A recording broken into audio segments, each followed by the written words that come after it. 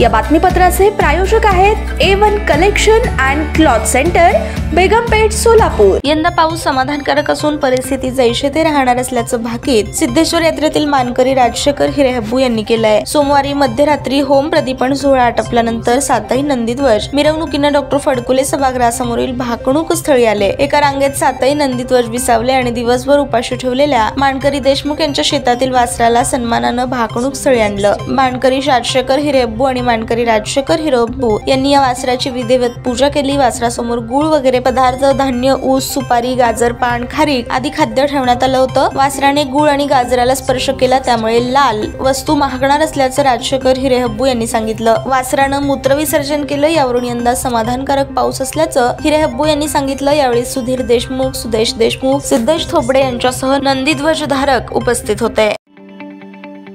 ताज्या बातम्या पाहण्यासाठी प्राईम महाराष्ट्र न्यूज चॅनलला सबस्क्राईब करा।